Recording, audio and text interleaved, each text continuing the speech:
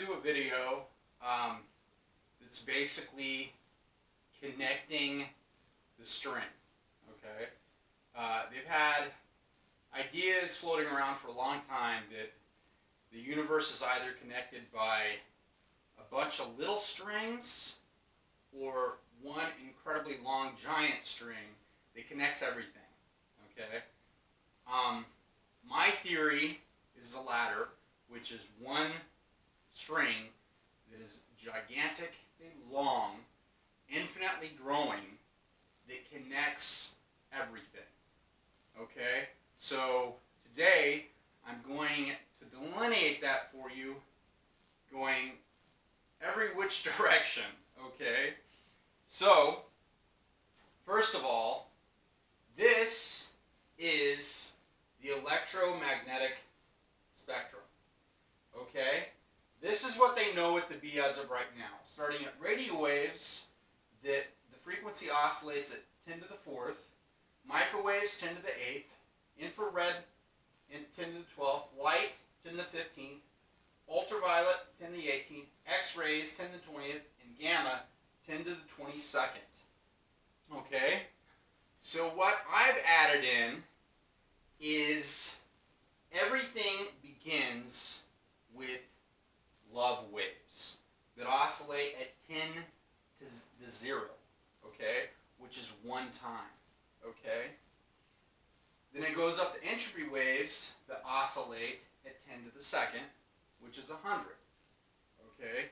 Which I'll get into this later, but that makes sense because once a proton, a neutron, and an electron are all equally shooting string out to each other as well as pulling string in from each other, the oscillations at 100 times per minute, these are all approximates because within my theory everything is basically infinite, okay?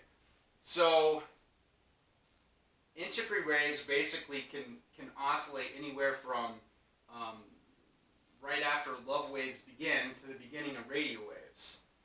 So that's a bit of a large distance, hence why a lot of the species, a lot of the different life forms on Earth that we see have such a wide disparity of heart rates and different things like that, okay? Because whenever you look at a human being's heart rate on a cardiac monitor, the frequency is probably within, the normal frequency is in between 60 and 100 oscillations per minute, okay? So that's basically explaining that, okay? But what connects all of these is magnetic waves and gravity waves. So magnetic waves are basically all of these waves, and they're pushing everything out. Gravity waves are pulling everything in, okay? So basically each wave that you see, wavelength and frequency of oscillations are inversely proportional, okay? So the shorter the wavelength is, the higher the frequency of the oscillation is, okay? So if you basically get rid of the waves, which I just noticed this while ago, this is kind of interesting. The love wave actually looks like a yin and yang symbol. I never noticed that. But anyway, if you get rid of the waves,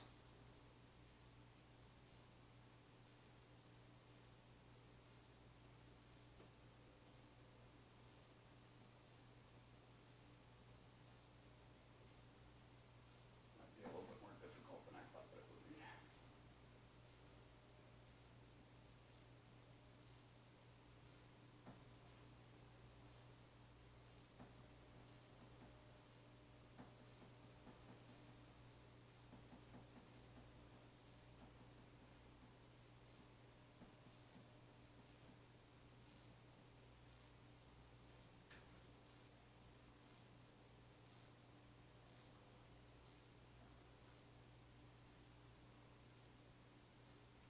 They basically just look like a bunch of loops.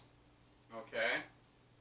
So, let's get into what I believe the actual string is. Okay?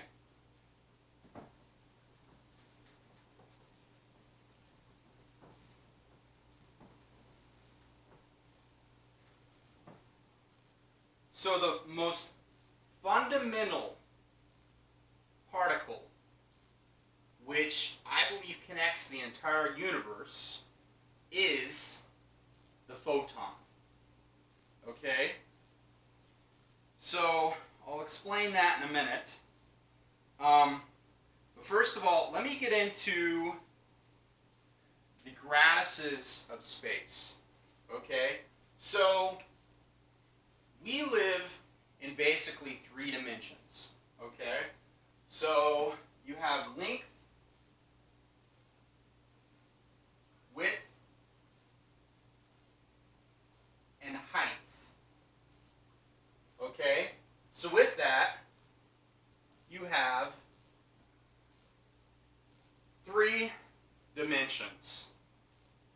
Now, what basically separate the dimensions are something I call gradises. Okay? In Latin, that means a myriad of things, but it means steps, or step. Okay? So basically the steps of space. Okay? Those are what separate the dimensions. Because if you try to say, oh, we live in infinite dimensions and blah, blah, blah, different things like that, that's confusing and it's convoluted because, no, we live in 3 dimensions. 3 dimensions that are separated by infinite gradises. Okay? So the way that I came up with the idea for gradises was through Einstein's theory of relativity. Okay? So, say you leave Earth on a spacecraft and you travel towards a black hole. Okay? Well, relative to someone back on Earth, the closer that you get to the black hole, there's going to be, they call it time dilation, but I think that's a misnomer. I think it should be called time meiosis. Because the closer that you get relative to somebody back on Earth, that you get to the black hole, the faster that time is going to go. Okay? So with that, you have basically a time meiosis effect. Okay? So, every time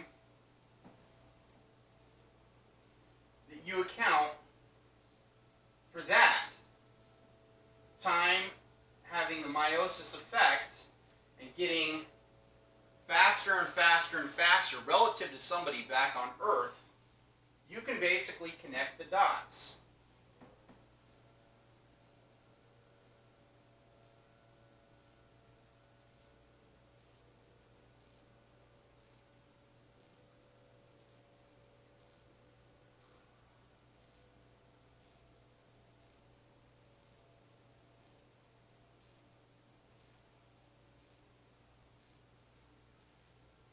Okay? And what do you have here? It basically looks like a cube, right? Well, that's because that's the gradises of space, okay? That separate the dimensions that we live in, okay? But the gradises would not be in a cubical shape, okay? They would be infinite. They would be going every which direction, okay? Which, if you really think about it, is a big loop, okay? And what is a loop that's going in infinite directions? Well, it's a sphere, okay? And that's basically how the gradises of space come into play, okay?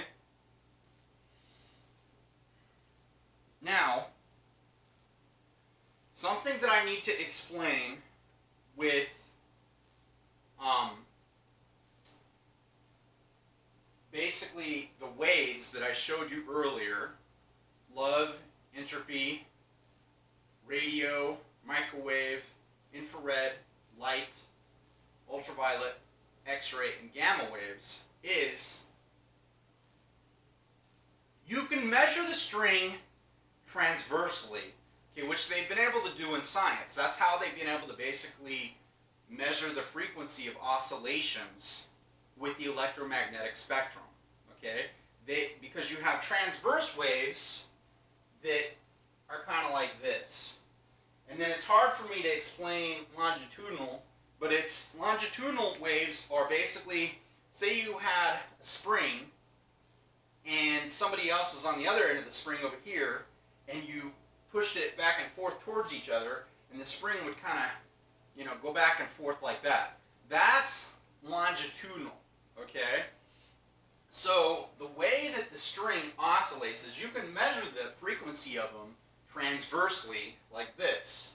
But the way the string actually oscillates is both transversely and longitudinally, okay? Which is basically photons, okay? Basically little spheres, okay? But they basically said that photons don't have mass, which makes sense because the string is infinitely small and it's infinitely large, okay? Because whenever you account for the gravises, it can keep getting infinitely smaller and infinitely larger, okay? If the gravises are infinite, okay? It's the same thing with time, okay? And I'll explain that in just a little bit, okay? Time is just basically entropy waves, okay? That's all it is. It's just waves, okay? So let me delve into this stuff a little ways. Now, what are some different ways to prove that the gravises of space exist? Well, I'll show you right now. Okay, so you have the color spectrum, which is red, orange, yellow, green, blue, indigo, and violet. Okay?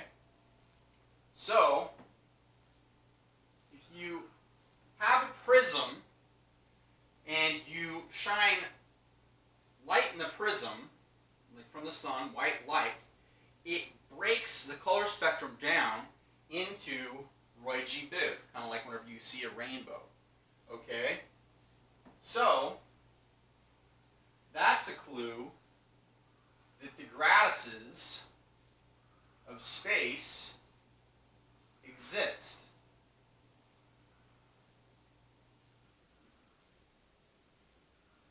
Okay?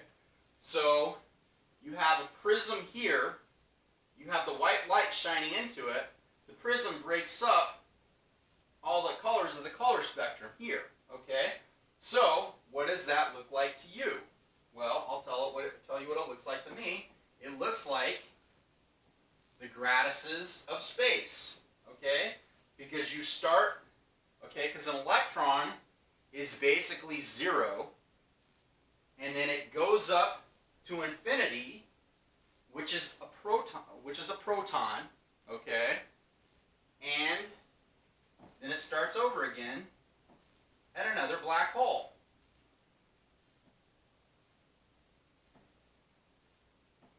Once again, the gravises of space. Okay? So, that's one way of checking to see if the gravises of space actually exist. Another way to check it is with math. Okay? So, let's do a little bit with square roots. Okay? So you have square root of 1, 2, 3, 4, 5, 6, 7, 8, 9, and 10. Okay? So the square root of 1 to the hundredths place is 1.00. Square root of 2 to the hundredths place is 1.41. Square root of 3 to the hundredths place is 1.73. Square root of 4 is 2.00. Square root of 5 is 2.23. Square root of 6 is 2.44. 7 is 2.64. 8 is 2.82. 9 is 3.00. And 10 is 3.16. Now, you basically just have to find the difference between the closest numbers, okay? So the difference between 1.00 and 1.41 is 4.1. 4.1 and 7.3 is 27. Or no, sorry, that's enough already.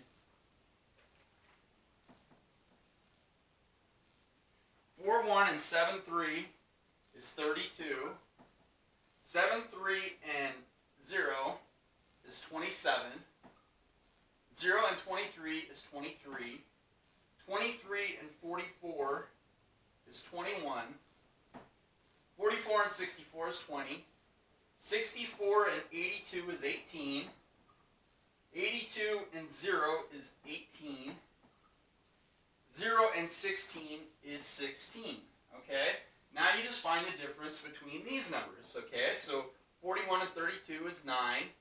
32 and 27 is 5. 7 and 3 is 4. 3 and 2 is 2. 1 and 0 is 1. 8 and 0 is 2. Okay, because you're finding the closest representative numbers. Okay, so 8 and 8 is 0. 8 and 6 is 2. Now, what's the difference between 9 and 5? 4. 5 and 4, 1. 4 and 2, 2. 2 and 1, 1. 1 and 2, 1. 2 and 0 is 2. 0 and 2 is 2. 4 and 1 is 3. 1 and 2 is 1. 2 and 1 is 1. 1 and 0 is 0. 1 and 2 is 1. 2 and 2 is 0. 3 and 1 is 2. 1 and 1 is 0. 1 and 0 is 1. 0 and 1 is 1. 1 and 0 is 1. 2 and 0 is 2. 0 and 1 is 1. 1 and 1 is 0. 1 and 1 is 0. 2 and 1 is 1. 1 and 0 is 1. 0 and 0 is 0. 1 and 1 is 0. 1 and 0 is 1. 0 and 1 is 1. Okay? So, what does that look like to you? Just playing with square roots of numbers from 1 to 10. Well, I'll tell you what it looks like to me. It looks like the gradiuses of space.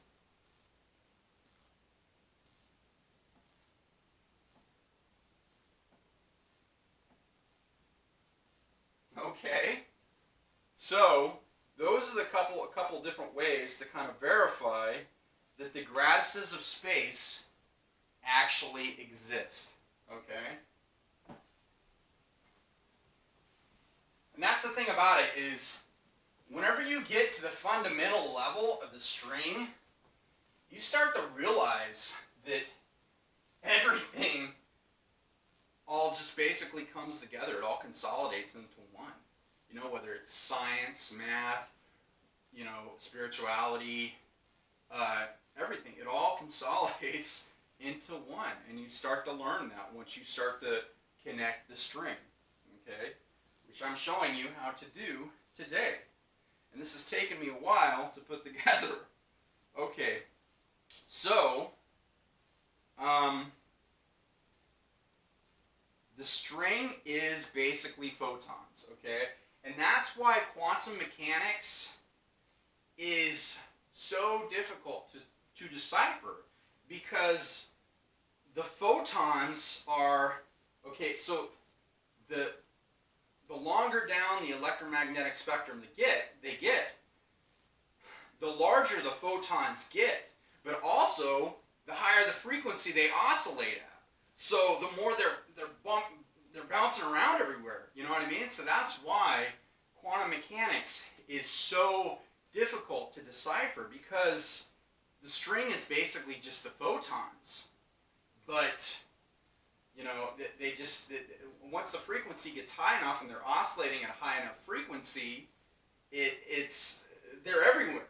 You know what I mean? So it's a very difficult thing to decipher. So let's get in to what exactly, okay, let's get into what exactly Einstein's theory of special relativity really means, okay? E equals mc squared, okay? So, what is E? Well, E is what's pushing everything out. What's the energy pushing everything out? Well, it's magnetic waves.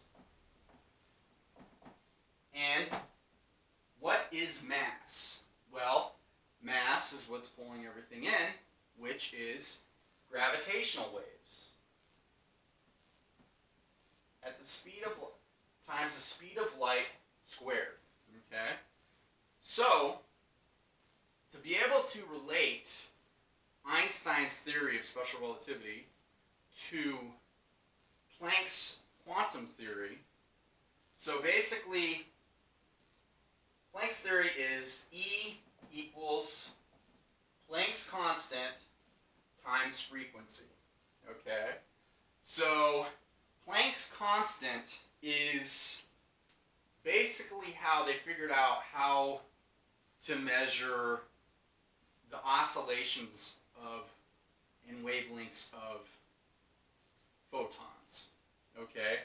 All that photons are is little packets of energy. Okay? So Planck's constant is 6.626 times 10 to the negative 34th. Okay? So that's just a really tiny quantum distance to measure. And you can measure at that distance the oscillations, okay, of the string, of the photon. Okay? So the more oscillations within that quantum distance, you can basically judge between whether it's a radio wave or it's a gamma wave. Okay? So basically, to correlate these two, you just take the oscillation of the string and you connect it, which is going to make a little loop, okay? And then if you twist it, it's going to make an infinity symbol. And if you fold it after that, it's going to make a loop, okay? So basically, these two relate because you're accounting for magnetic waves equal Planck's constant, which is the loop, and that also accounts for the frequency, okay? And this also accounts for the speed of light squared, because what? After you fold the loop, what's it doing? Okay? It's basically accounting for the speed of light squared because you have to go around it twice. Okay? So that's magnetic waves is equal to gravitational waves times the speed of light squared. And that's basically all that that is. Okay? So, yeah, that's that. So people question, what is energy and what is dark matter. Okay? So I'll tell you right now what dark energy is. Okay? So, black holes, everything in the universe is basically just magnets. Okay? It's like I said before. The electromagnetic spectrum, the string, whether it's oscillating at the lowest frequency, which is love waves, or the highest frequency, which is, well, not necessarily the highest frequency, but on the electromagnetic spectrum, the highest frequency is gamma waves. Okay? So, whether it's oscillating, I'm getting kind of lost here, give me 1 second.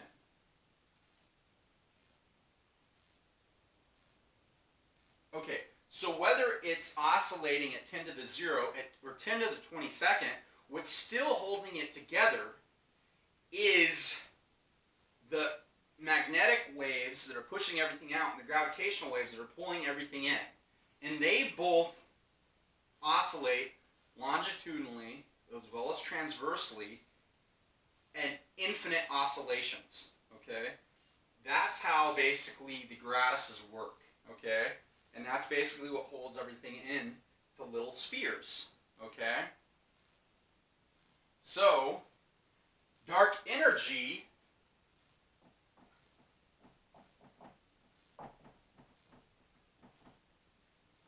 is basically just magnetic waves. Okay?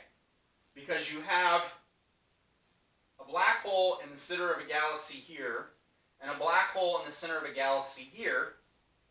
And what do magnets do for the most part a lot of the time? Well, they repel each other. Okay? So the black holes are basically repelling each other, pushing each other away from one another. Okay? But what is dark matter? Well, dark matter is gravitational waves. Okay? Basically, galaxies, okay, so whenever you have black holes, planets, moons, asteroids, and stars, they're all equally repelling each other as well as attracting one another. Okay? So, you basically have a black hole that's pulling in stars, which are pulling in their own solar systems. Okay?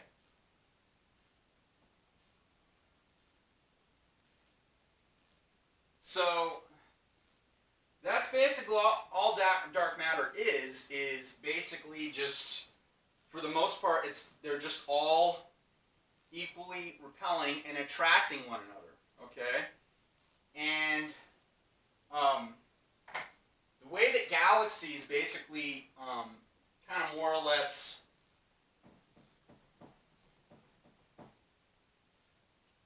attract one another is it's more or less like this. People have this idea that black holes are the center of the galaxy and everything else is kind of like a flat disk that just gravitates around the black hole. Okay? But it's not really like that. They're all more or less equally repelling and attracting one another. And so it's more like this. It's like you have the star here and then the planets here. And they're all more or less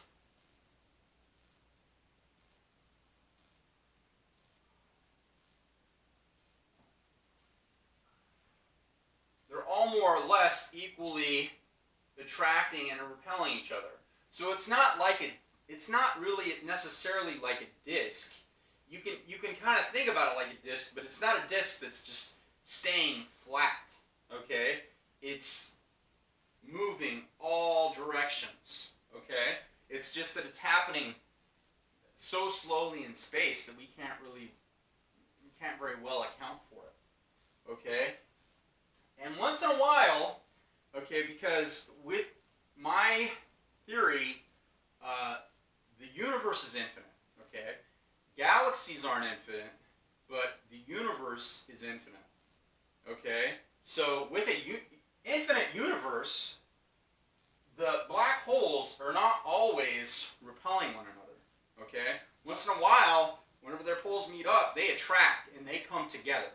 Okay? But for the most part, they repel each other, which accounts for the cosmological constant. Okay? Which, relative to us, they've said, oh, well, the universe looks like it's expanding faster than the speed of light. Well, relative to us, it looks like it is. But I don't think it is. I think it's expanding at the speed of light. I think that's basically the limit of the universe is the speed of light. But whenever you're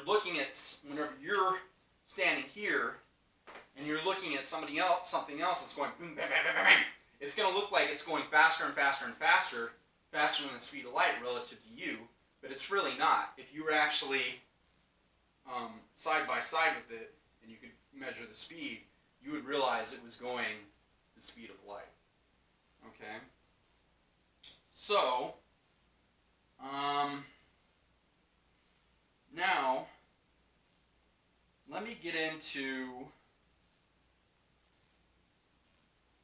Okay, so this is where we're going to kind of start to get a little bit tricky. Okay?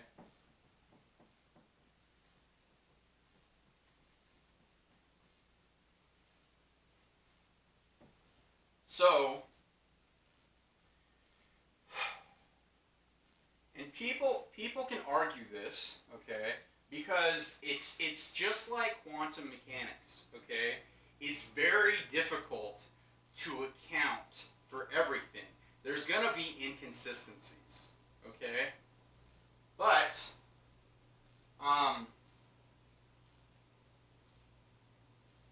so, let me explain it like this. So black holes basically shoot out love waves, entropy waves, and radio waves. Okay?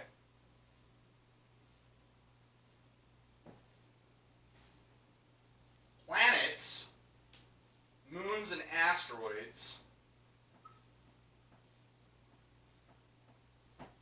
shoot out love waves, entropy waves, radio waves,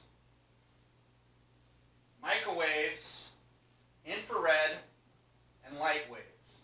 Okay? So you might say, well, how do planets shoot out light waves? That doesn't make sense.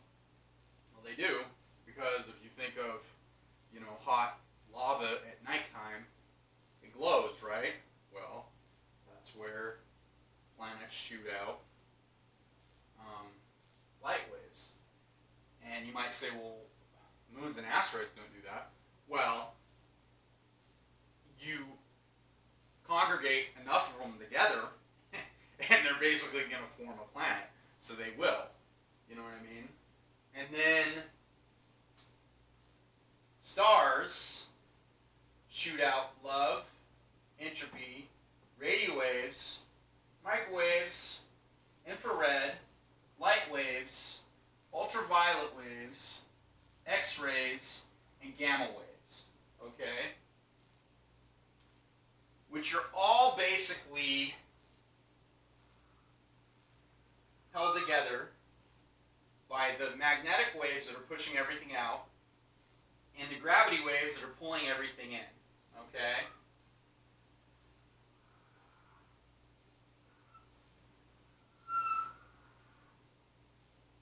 Okay?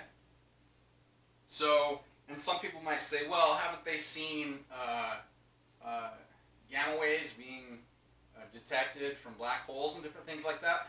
It's like I said, there's going to be a little bit of inconsistencies. and they might only been able to detect that due to the fact that it's a new black hole. That basically the star exploded, shot the string out, and that's basically the gamma waves that are coming from the star that's basically exploded that we're still detecting. Okay, so it's like I said, it's like quantum mechanics. There's going to be nothing's going to be exactly perfect. There's going to be a little bit of inconsistencies. Okay. So they shoot out those waves.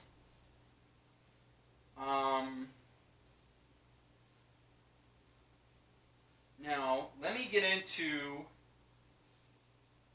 let me just go to the bottom of everything.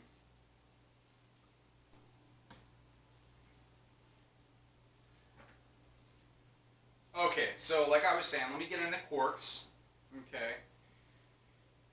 And gluons. Okay. Elementary physics. Okay. Now,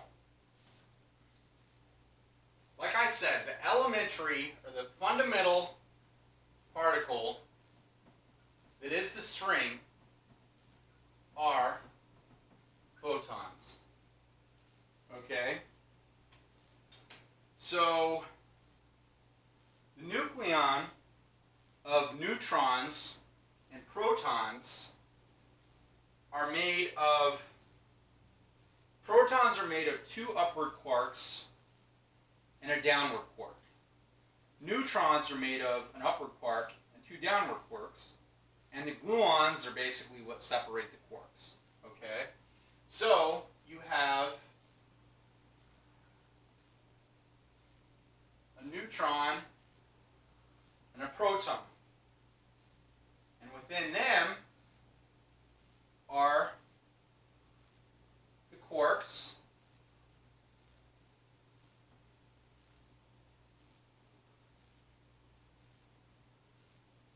and the gluons that basically separate the quarks. Okay? So, in a neutron, nucleon consists of, this is where it was confusing, because in a neutron it's one upward quark and 2 downward quarks. Okay? In a proton, it's 2 upward quarks and 1 downward quark. Okay? So,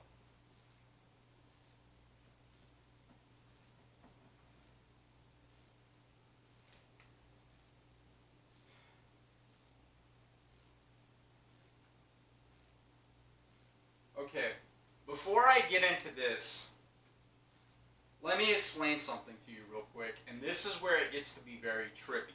But once again, it's part of the loop. Okay?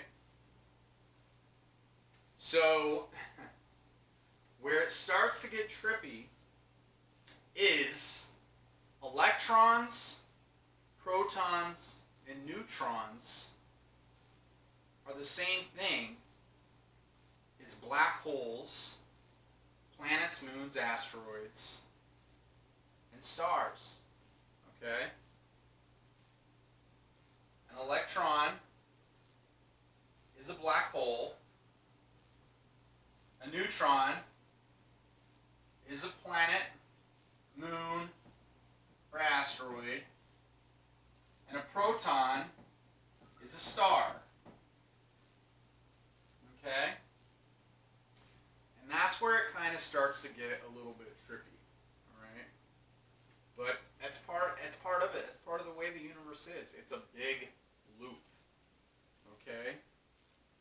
So, explaining that, which I know is trippy, but it's the gratis is a space. It's just the way that it works. Okay? So, this is where it took a little bit of thinking. Because, as I said before, electrons and black holes, basically, the string that they shoot out are love, entropy, and radio waves. Neutron are those waves, plus microwaves, infrared, and light waves.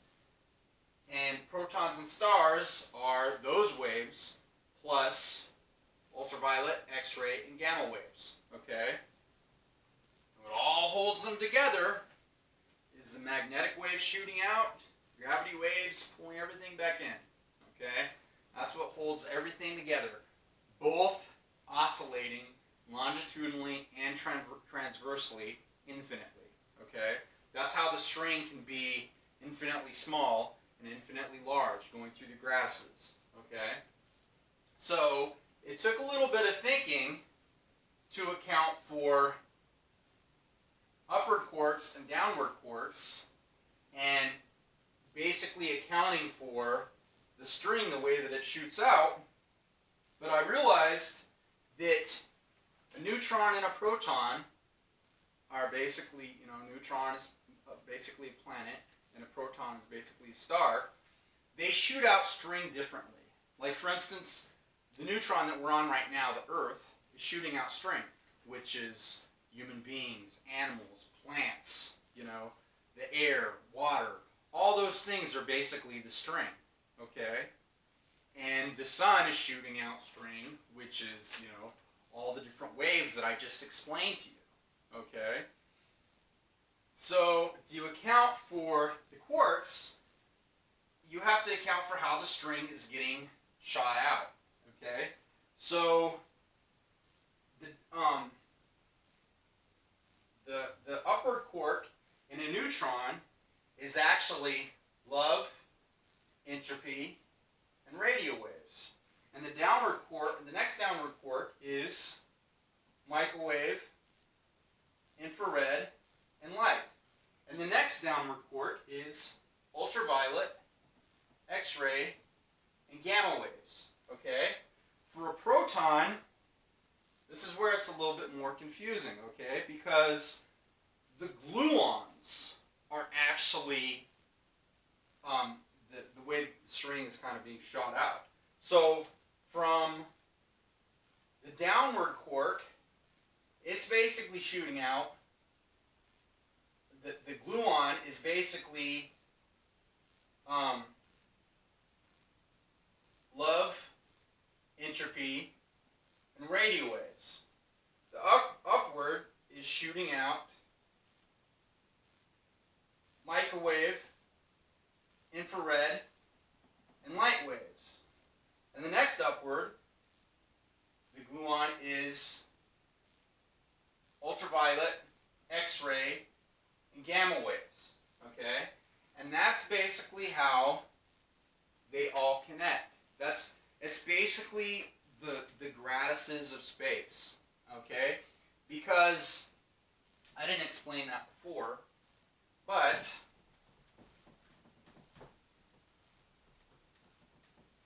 you may say, Stephen, what are you talking about? Like, how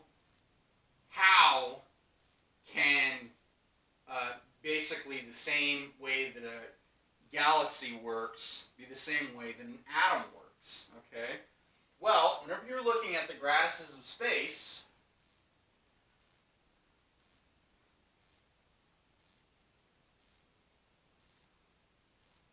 okay, at the bottom of the cube, you're looking at the atom. Within the cube, you're looking at molecules. And at the top of the cube, you're looking at galaxies. So, whenever you look in a mirror, how does everything look? It looks completely backwards. Okay? You might not be able to necessarily notice that unless you have a shirt on that has writing on it or something like that, but it does. It looks completely backwards. So whenever you're looking at the top of the gratis, it's kind of like you're looking into a mirror. So instead of, okay, let's take an atom where you have 2 protons, 2 neutrons, or let's just say 1 proton, one neutron, an electron, okay? So whenever you're looking at an atom like that, you're basically seeing the electron orbiting the nucleus, which is the protons and the neutrons, okay? Whenever you're looking up in a mirror, you see that everything is opposite, so around the electron are the protons and neutrons.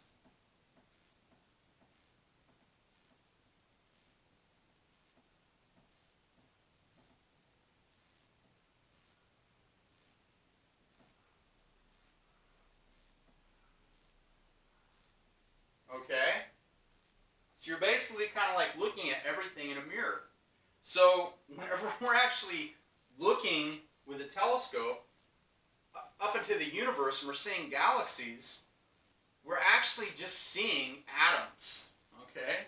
And I know that that's trippy. I mean, we're actually seeing, yeah, I mean, we're just seeing atoms, but in a completely opposite state of what they look like whenever we look at them, you know, looking at our hand or something like that, okay? Or how we more or less have foreseen them to look like, which pretty sure is pretty right, because there's a lot of science based off of it, so it would make a lot of sense, okay?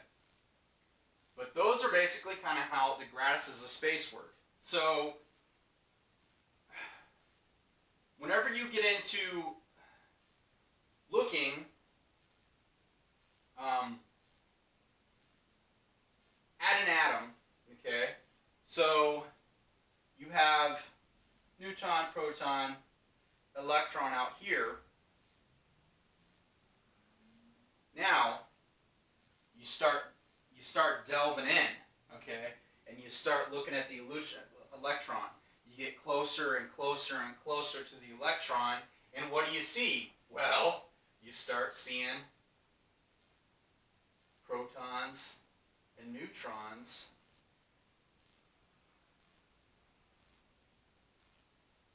everywhere, okay? And that's basically the gradiuses of space, the way that they work. And people might be saying, oh, well, Stephen, you know, if it is like that, that doesn't make sense, because you're basically saying that everyone on Earth, whenever we look out, we're all basically seeing the same thing. How does that work if we're all different entities on the Earth? Well, that's the thing about it, is it depends on your conscious, or as you may say, cosmic perspective, okay? So if you're on this planet and you're looking out, you might see things like that. If you're in another galaxy somewhere else on a planet looking out, you might have a totally different perspective of what the universe looks like. Do you understand that? So those are basically the gradiuses of space, okay? So let me get in a little bit to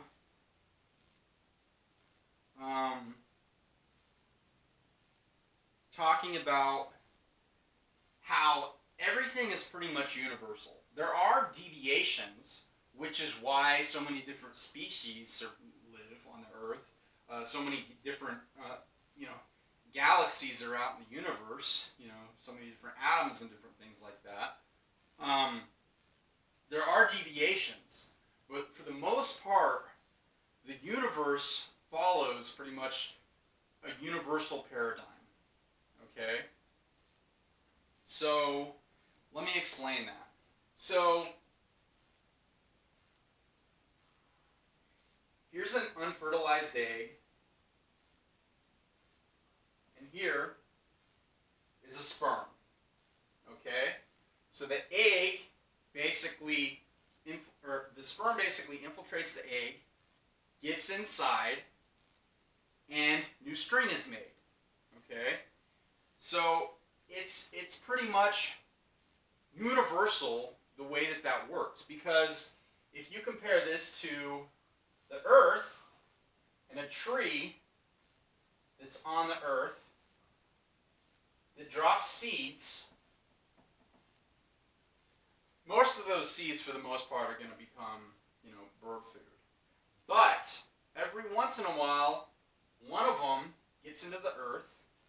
It absorbs more string, which is the water, which is the fertilization from the dirt, the ultraviolet rays from the sun, and it begins to grow a new tree. Okay, so the earth is basically like the same thing as an egg, but the issue with it is that with evolution, entities were able to evolve away from that, from the earth, and actually become their own entities away from the earth. You know what I mean? They didn't have to be a part of it. So, I mean, if you really think about it, everything starts at love waves, which oscillate at 10 to 0, which is once. Okay? So if you really think about it, everything is love. It's all love. But on the other hand, everything is also magnets. Okay? So whenever you take that into account, what do magnets do for the most part? Well, they repel each other. But once in a while, whenever the poles meet up, they come together and they make more string. I mean, think about in your life how often you've been inseminated or inseminated somebody else and actually made a baby. That would be a tiny, tiny fraction of how much time that you've actually existed. Okay? And that's the way it works. We're all basically just magnets, which is what the string is, which is what photons are. It's basically just magnets. Okay? So, let me show you something else that's kind of cool. So, you have a black hole here and a black hole here. They're both repelling each other, which is dark energy, okay? And they have protons on the outside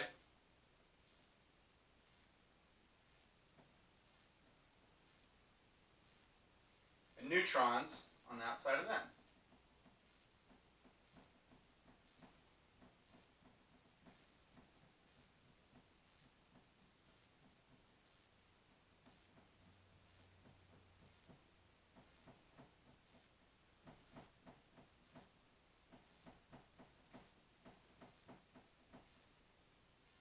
Okay, so they have their own little solar systems.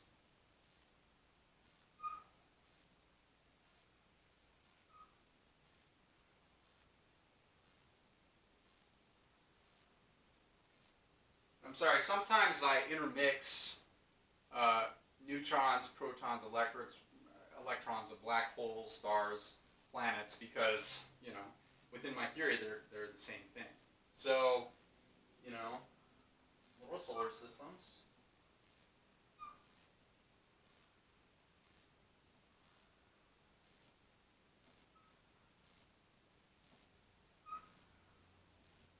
So while the black holes are repelling one another, they're pulling in the protons and the neutrons, which are also repelling and attracting each other at the same rate.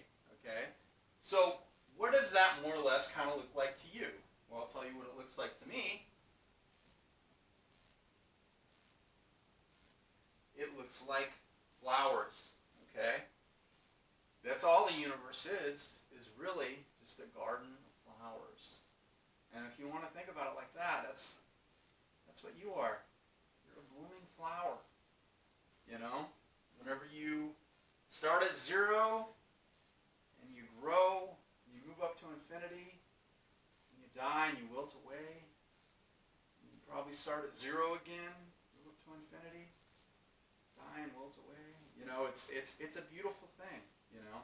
The universe is just basically a garden of flowers, you know. So, now let's get into a little bit of consciousness, okay? So what is consciousness, okay? Well, consciousness is all of your string that is you. It's all of you. Whenever you touch your fingernails together or your toes together, you can feel that because it's your consciousness, okay? Your consciousness, I don't believe your consciousness is all just up in your brain. Yeah, that's kind of like your processing unit, but it's like a computer. For a computer to work, it needs all of its parts, you know? So that's your consciousness, okay? And within my theory, I believe that consciousness is infinite. Consciousness is basically the string, the infinitely growing string. And ego is finite, okay? Your consciousness is the place you can go back to, the string, and just think of nothing. Be nothing and just be one with the universe, okay? Your ego is the part of your head that's telling you, oh, you can't do this, or oh, you look like crap today. You know what I mean? Like, ever critical. The ego is not necessarily your enemy, because the ego can't help you. You know, I'm a registered nurse, and I work with a lot of physicians, and I think a lot of the time they're stuck in their egos, and their ego, you know, up to a point was beneficial, you know, because they wouldn't be where they are, you know, as physicians without having their ego pushing them. But the issue is, once you get to a certain extent, you can kind of just let go of that ego, you know, and just be calm with the world, you know, go back to your consciousness, which is the string, you know. So let's get back to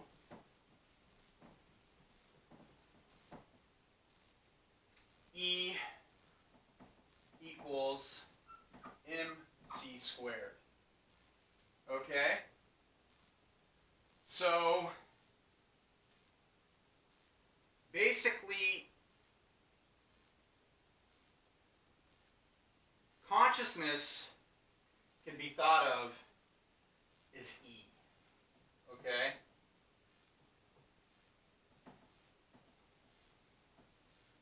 Mass can be thought of as ego. Okay? So it's like I said, your ego is limited. Okay? But your consciousness can pretty much be infinite. So let me explain that for a second. So you might be saying, what are you talking about? Your consciousness is infinite. Well, I can't guarantee this. This is just theoretical, okay? But I believe whenever you're born, you start at 0. And over the time span of your life, you absorb more and more entropy waves. And every time that you're eating more complicated string, like meat and different things like that, your string is absorbing more entropy waves.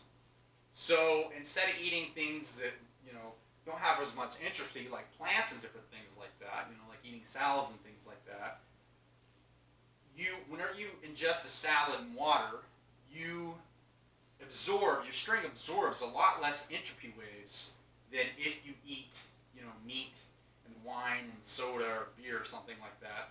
You're absorbing more entropy waves. So the faster that you're going to move towards infinity, and you're going to have to start back over again. Okay? So I believe that basically, once you start back over again, you have no mass. And you basically, you have no mass, and that's directly correlated with energy. So basically, E equals mc squared doesn't really apply anymore. So you could instantaneously travel to another galaxy and start back at zero, 1,000 centillion light years away, if the universe is infinite. But the issue with it is that everything stretches, okay? So, say I was looking at a person that was 500 yards away. I couldn't hear what they were saying, and I couldn't see what they were saying. But if I had a telescope, and I had basically a sound detector with a large area to be able to look and see what they're saying and listen to what they're saying, I could pick that up. That's the same thing with the entire universe. Everything, more or less, the farther distance that it travels, the more that it stretches. So it's more difficult to detect, okay? And for instance, whenever we look at the universe, I think the universe is infinite because, now let's look at it like this. Say that we're on a little neutron that's basically orbiting a proton and a black hole, and we put a little satellite like Hubble orbiting around the neutron. Well, how far do you really think you're going to be able to see? You're probably only going to be able to see about this far, with the Earth being here, in a universe that's infinitely big, okay? So your distance is going to be very limited to what you're going to be able to see. You understand that? So that's my issue with the universe being limited, because the observable universe, with our current technology and different things like that, is very limited, But one of the most beautiful things about the theory of the universe being infinite is that mass is finite, but your consciousness is infinite. So that means that you and I might very well be infinite beings that have just always existed, just becoming different mass at different times, okay? And you might say, well, how exactly does that work? Well, I'll tell you right now. After you pass on, your string is going to be absorbed by other strings, such as bacteria, larvae. Different string is going to absorb your string, and your string is going to move on. So what basically makes all life possible, which is the string fundamentally, but all life is DNA.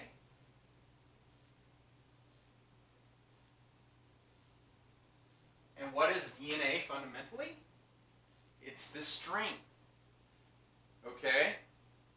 I mean, you're basically absorbing so much string right now. It's crazy. You're absorbing the string of the air, the water you breathe, the light that's coming in. You're constantly absorbing the string. It's becoming a part of you. And by the time your consciousness, your string absorbs all the string, the only thing that's left over is more or less the gravity waves that go back down to the origin of gravity of the Earth. Okay? So that's basically what DNA is. I've explained that.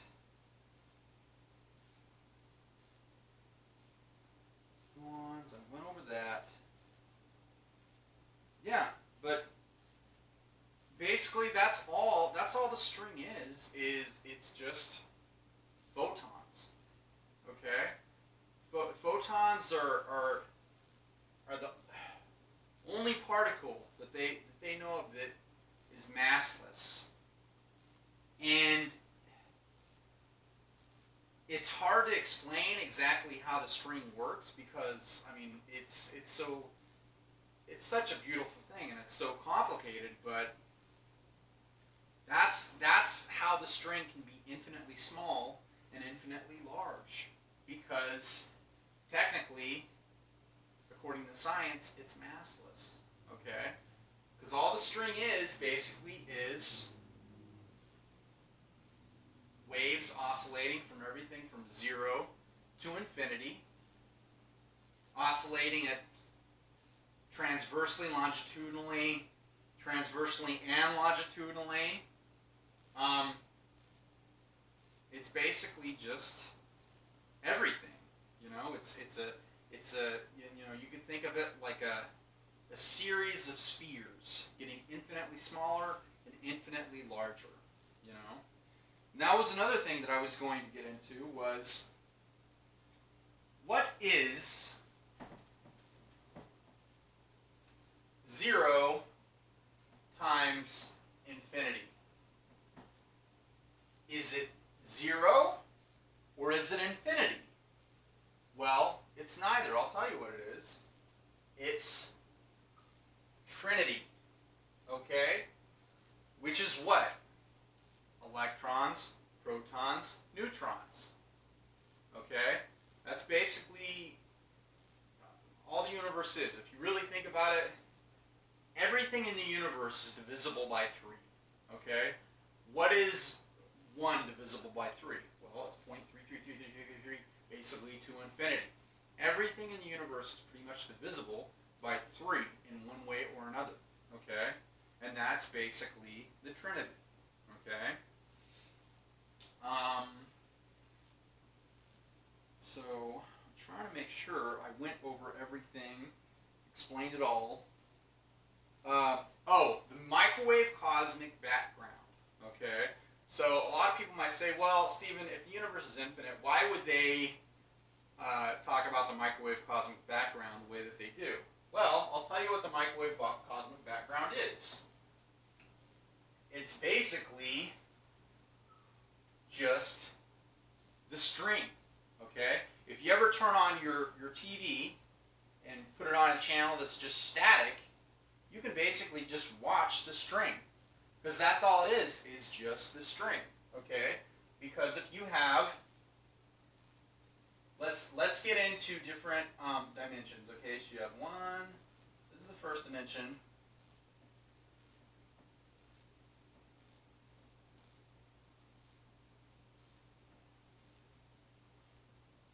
Here's the second dimension.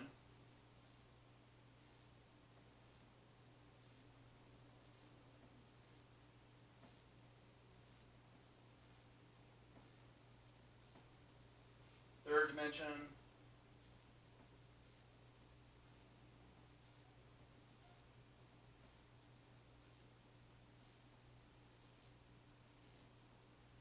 Fourth dimension.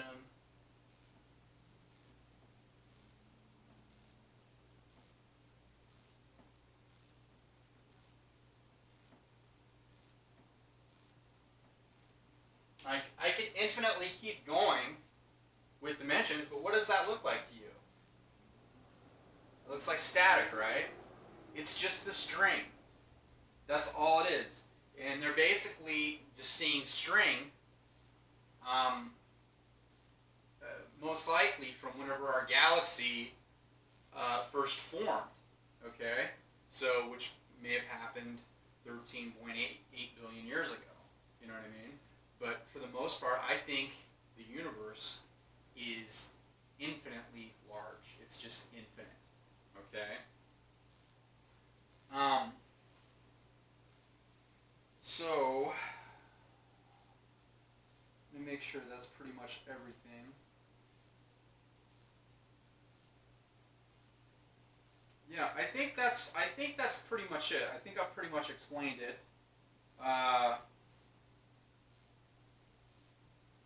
But yeah, I mean, it's a beautiful thing, you know. You can think of yourself as, you know, a little packet of energy, a little packet of, you know, photons, you know, or a flower, or infinite, you know. It's all beautiful, you know. And a lot of people might say, oh, well, this is science fiction, or this is religion, or, you know, whatever. But, you know, whenever you come to the realization of the fundamental string, you realize how beautiful the universe really is. You know, it's such a beautiful thing. And that's something else I wanted to get into, is that everything is basically, the string is basically, it's infinitely everywhere, okay? So for instance, this wall right here, okay? If there was, the rest of this house was not here, you could see this wall for as far as the curvature of the earth would allow you to see it, okay? Because if there was nothing in its way, it would basically infinitely be able to push out its, you know, it would be able to basically infinitely expand, which is not necessarily expanding the size of it, but you can see it, okay? You can see it in every direction, okay? If there's nothing around it. But if there's other mass or energy which are in the, which are obstructing it, you can only see that mass or energy, okay? So like this pin. If I hold this pin up, you can see this pin from every which direction, okay? This pin, like I said, fundamentally the string, just photons, okay? So you can see it from every which direction until something else,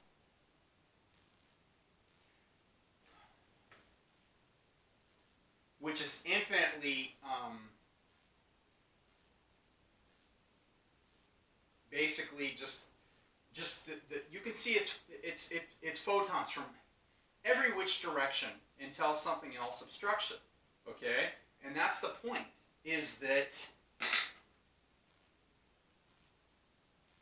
the energy is basically infinitely expanding every which direction except where there's already energy and mass that are infinitely expanding, okay? So that's basically that, and yeah, but it's a very beautiful thing to think about, you know. And I really hope that you guys enjoyed this lecture. I put a lot of work into this, so yeah, that's pretty much it. Yeah. So if you would like to, I'd appreciate it if you would go to my GoFundMe page, Magnitis Toys, which is MAGNITIS Toys, or you could go to magnitistoys.com and buy one of my toys. So anyway, I appreciate your time. I hope I have explained this thoroughly enough for people to understand it. But yeah, I mean, if you really think about it on the quantum level, whenever you're accounting for photons, basically moving in infinite directions, that's a sphere. But they're also popping all over the place. You know what I mean? With the frequencies of oscillations. And the higher up the electromagnetic spectrum you get, the you know, faster the frequency of the oscillations are, so more they're popping around everywhere, you know? Oh, and that's something I didn't get into as well, is the photoelectric effect. So, yeah, forgetting all kinds of stuff. So the photoelectric effect is basically when you have certain metals, and you can point a light at the metal,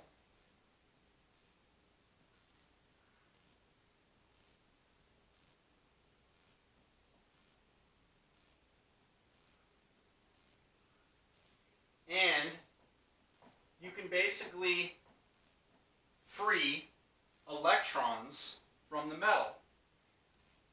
But the light has to be a certain frequency before it'll start dislodging electrons from the metal. Okay?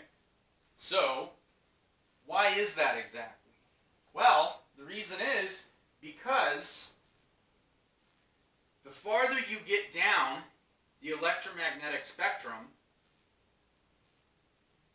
the faster the frequency of the oscillations are, but also the larger the photons become.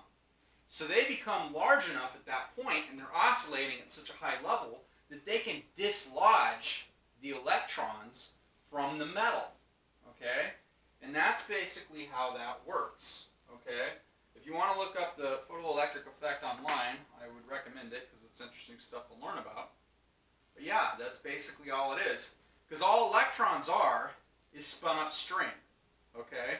Whenever we get in our car and we start our car, basically the gasoline from the engine makes the car start to circulate, and that basically is used to spin up electrons. So all electrons are is spun up string. Okay?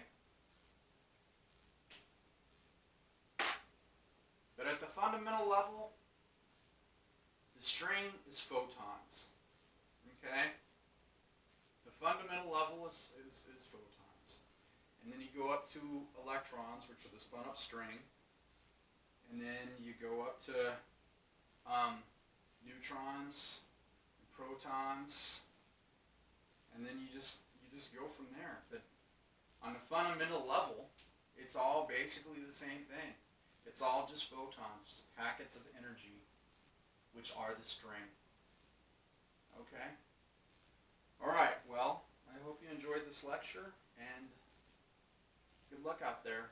Enjoy the string. Enjoy what you have while you're here. Because someday you're probably going to start over again. And who knows where that'll be. Might be here. Might be a billion centillion light years.